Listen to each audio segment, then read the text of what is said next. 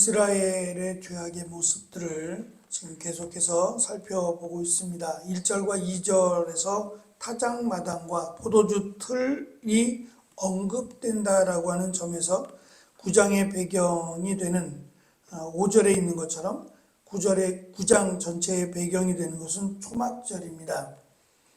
5절의 절기에 대한 언급이 있는 것도 이와 연관되어 있습니다. 여호와의 명절과 절기가 이 우상들의 축제와 결합된 것을 사사기 21장에서도 찾아볼 수 있는데, 이 명절은 포도 수확과 연관된 초막절입니다. 초막절은 하나님께서 주신 수확의 기쁨과 즐거움을 노래하며 감사하는 절기입니다. 그런데 이 초막절이 하나님 앞에 감사가 아니라 이 우상에게 감사하고 우상과 관련된 광란의 절기로 변질이 되어 버려서 더 이상 초막절이 의미가 없다, 오히려 하나님의 심판을 더할 뿐이다 라는 것을 강조합니다. 그 하나님의 심판을 피하기 위해서 이스라엘은 애굽으로 그리고 아수르로 도움을 청하러 움직이지만, 하나님은 오히려 그들을 애굽의 노예로, 아수르의 노예로 넘기실 것을 말씀합니다. 이스라엘은 도움을 얻고자 애굽으로 내려가지만 그 애굽과 애굽의 높당은 도리어 재앙의 장소가 될 것이다 라고 말씀하고, 그들이 지닌 금은보화가 오히려 가시덤불로 가득 찰 것이고, 그들이 머물던 장막은 찔레로 가득할 것을 또 말씀합니다.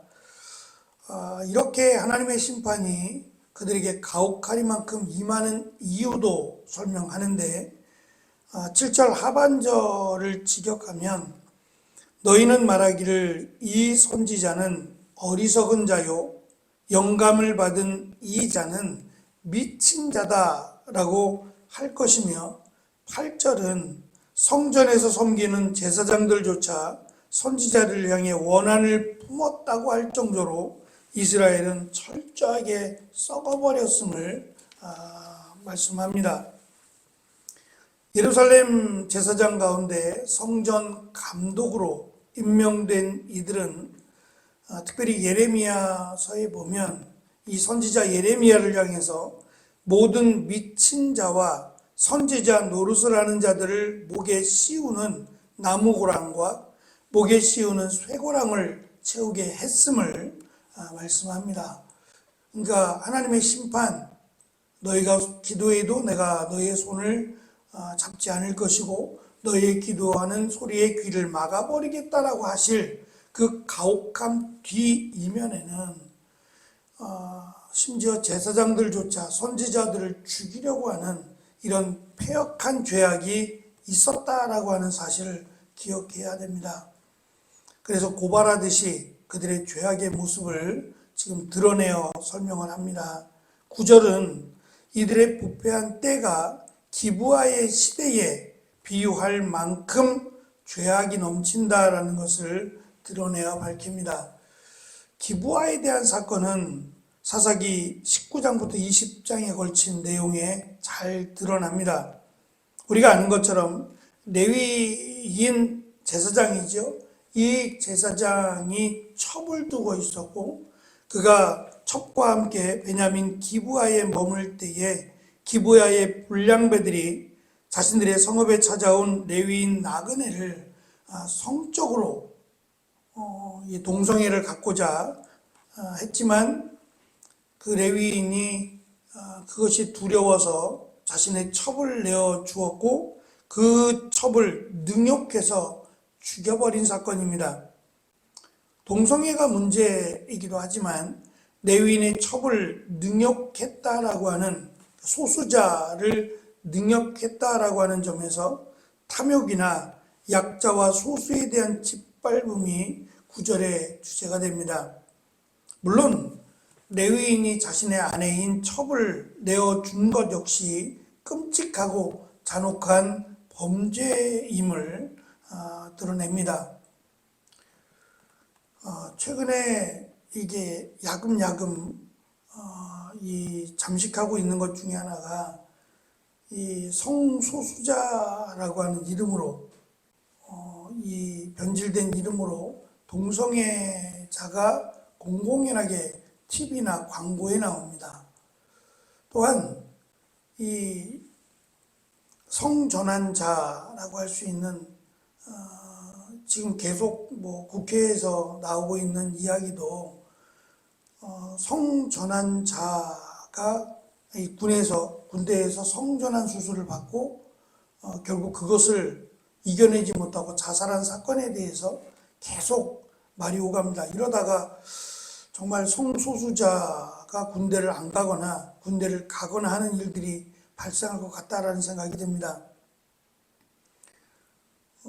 최근에 이 TV에 나오는 자들 중에는 이제 성전환 수술을 한 남자였는데 성전환 수술을 하고 여자가 된 자들이 TV에 나와서 보젓하게 활동을 합니다. 그리고 그들을 마치 소수자들, 성적 소수자들을 보호해야 된다라고 하는 이름으로 그들을 이렇게 TV에 나올 수 있도록 허락하는 것들을 보면서 정말 멀지 않았구나라는 생각이 듭니다. 이제 동성애에 대한 반대의 목소리는 교회나 이런 종교 집단 외에는 누구도 이야기하지 않습니다. 그렇다면 반대로 놓고 볼 때 이 성적 소수자들이나 동성애죠. 동성애자들이 대놓고 싫어할 대상은 교회나 종교인들밖에 없어요. 이들만 반대하지 않으면 자신들이 마음대로 활동하고 활보해도 누구도 뭐라 하지 않을 겁니다. 그러면 이제 이들이 자신의 영역을 넓혀가기 위해서는 이 종교에 대한 탄압이 이제 목적이 돼야 되죠. 그래서 교회에서 더 이상 동성애에 대해서 동성애가 죄라고 하는 부분을 말하지 못하도록 계속해서 이 법률화 시키려고 노력을 할 겁니다.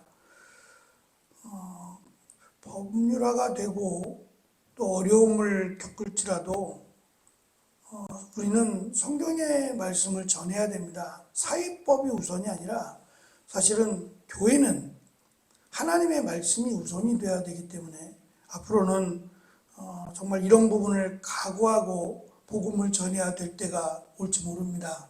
그 다음 세대, 우리의 다음 세대 목회자들은 감옥에 갈 것을 작정하고 설교해야 될 때가 올지도 모릅니다. 그럴지라도 이 나라가 정한 법보다 어쩌면 더 우선이 되어야 될 것은 특별히 교회나 종교에 대해서만큼은 하나님의 말씀이 정말 우선시가 되어야 될 겁니다. 그리고 지금 하나님께서 이 기브아의 시대라고 정의를 내리고 있는 이 호세아 시대를 하나님이 심판하신 것처럼 심판의 날이 멀지 않았다라고 하는 의미이기도 합니다. 결국 이 여인은 죽었고 레위인은 자신의 집에 돌아가서 시체를 12도망 내서 이스라엘 지파에게 보내고 이스라엘 지파들은 이 사악하고 망령된 일로 규정하고 베냐민 지파에게 그 불량배들을 내어 놓으라고 하지만 베냐민은 이스라엘과 전쟁하기로 결정을 합니다. 베냐민의 작은 승리도 있었지만 결국 베냐민 지파의 거의 모든 장정이 죽음을 당하는 것으로 이 전쟁은 끝이 나죠. 기브아 시대의 부패가 의미하는 것은 결국 이 부패가 나그네를 짓밟는 사회, 불량배들처럼 명백히 불의를 행했음에도 자기 지파라는 이유로 옹호하고 감싸는 이런 모습을 포함하고 있습니다. 그리고 레위인이 자신이 살기 위해 자신의 첩을 내어준 비열함도 여기에 포함이 됩니다. 결국 이 일의 시작은 종교의 타락입니다. 특별히 하나님을 온전히 거룩하게 섬겨야 될 제사장들이 침묵하고 있다는 점에서 들고 일어나도 마땅한데 그들이 침묵하고 있다는 것은 그들의 죄악이 만연되어 있다라고 하는 사실을 드러내고 있는 겁니다. 자신들의 치부를 드러낼 수 없어서 결국 침묵하고 마는 이런 제사장들의 타락이 결국 이스라엘의 멸망으로 이끌었다라는 것으로 우리는 이해할 수 있습니다.